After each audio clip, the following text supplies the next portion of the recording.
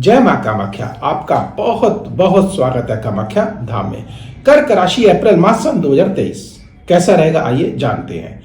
और इस माह के मुख्य त्योहारों को भी जानेंगे और उन तिथियों को भी जानेंगे जिन तिथियों पे हमको कार्य नहीं करना चाहिए, क्योंकि उन तिथियों में बाधा निश्चितता आएगी ही।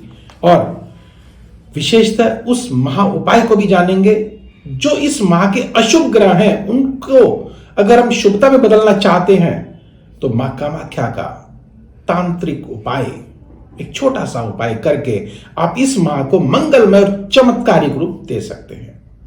तो आइए आगे बढ़ते और जानते हैं पहले कि मुख्य त्योहार कौन से हैं। 1 तारीख को कामदा एकादशी है, 6 तारीख को चैत्र माह की पूर्णिमा है, 14 तारीख को बैसाख संक्रांति है और 20 तारीख को अमावस्या है, 22 तारीख को अक्षय तृतीया है, 26 तारीख को गंगा जयंती है, 28 तारीख को मां बगलामुखी जयंती और 29 तारीख को जानकी जयंती। 28 तारीख को मां बगलामुखी जयंती, जिस दिन आप शत्रुओं का मर्दन कर सकते हैं, शत्रुओं को परास्त कर सकते हैं, मुकदमेबाजी अगर आपके ऊपर चल रही है तो आप विजयी हो सकते हैं और विशेष आप किसी का स्तंभन कर सकते हैं, किसी को उसकी जगह पर रोक सकते हैं, किसी का उच्चाटन कर सकते हैं और किसी का वशीकरण भी आप कर सकते हैं। अर्थात मां बगलामुखी की ऐसी महामाया है। और इस दिन का अगर विशेष प्रयोग करना चाहते हैं तो अगला वीडियो आप जरूर देखिएगा मां बगलामुखी पर, और आप जानेंगे कि किस प्रकार से हम मां बगलामुखी को प्रसन्न कर अपने जीवन को सार्थक बना सकते हैं। तो आइए आगे बढ़ते हैं और जानते हैं कि ग्रह गोचर पर एक नजर डालते हैं। सूर्यदेव 14 तारीख को मेष राशि में प्रवेश करेंगे, अर्थात दशम भाव पर प्रवेश कर जाएंगे, जहां पर पहले से ही राहु देव, बुध देव और शुक्र देव विराजित है। लेकिन शुक्र देव भी 6 अप्रैल को अपनी वृषभ राशि अर्थात एकादश भाव में प्रवेश कर जाएंगे और बृहस्पति देव 22 अप्रैल को मेष राशि में प्रवेश कर जाएंगे, जो कि राहु देव के साथ बैठेंगे। बृहस्पति और राहु देव का मिलन जब होगा तो निश्चित एक चंडाल योग बन जाता है, जिसको गुरु चंडाल दोष भी कहते हैं, और वह दशम भाव पर बनता है। दशम भाव अर्थात जो ऊंचाइयों का भाव है, जो सम्मान का भाव है, जो प्रतिष्ठा का भाव है, जो सफलता का भाव है। अब ऐसे में अगर आपकी कुंडली में अगर राहु की स्थिति सही है तो निश्चित यहां पर आपको ऊंचाइयों पे छूने से कोई नहीं रोक सकता। और हां, अगर राहु की स्थिति अगर आपकी मूल कुंडली में अगर नीच की है या अशुभ है तो निश्चित ध्यान रखिएगा आपका स्थान परिवर्तन अवश्य होगा और आप अपनी सफलता प्राप्त करते करते भी नीचे आ सकते हैं।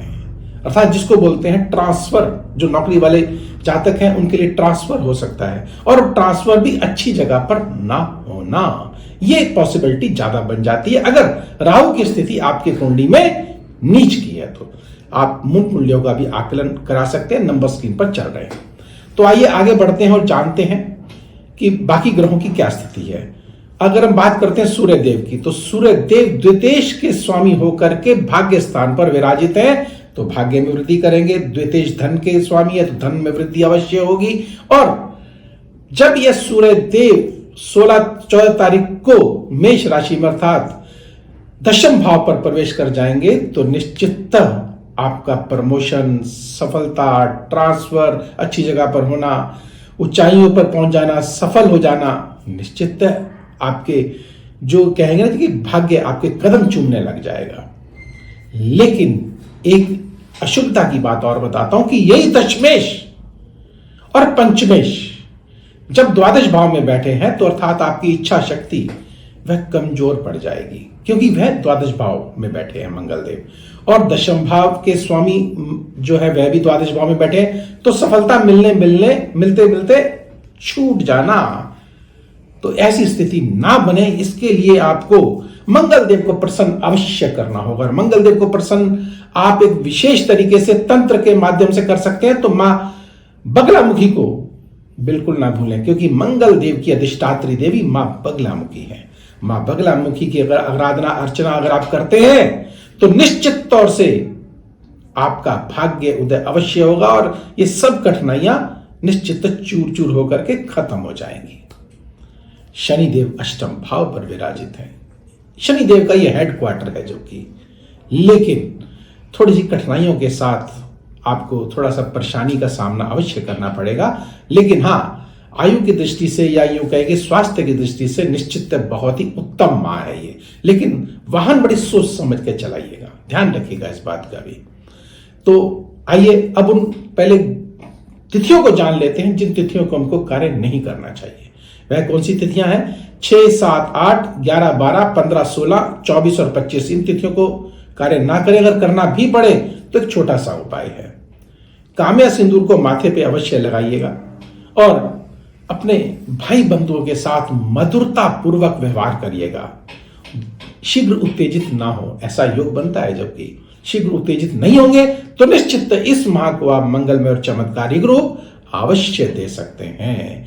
इस बात का भी आप विशेष ध्यान रखिए। और हाँ, अगला वीडियो चाहते हैं कि सबसे पहले आपके पास पहुंचे, वह भी किस पर कि टोने टोटके का जो आधार है वो वैज्ञानिक आधार है या नहीं है, ये होते भी हैं या नहीं होते, जानेंगे अगले वीडियो में वैज्ञानिकता के आधार पर टोने टोटकों का असर।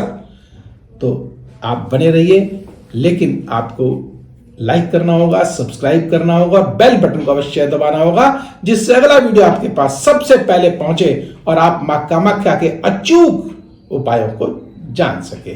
तो मुझे दीजिए आज्ञा। जय मां कामाख्या।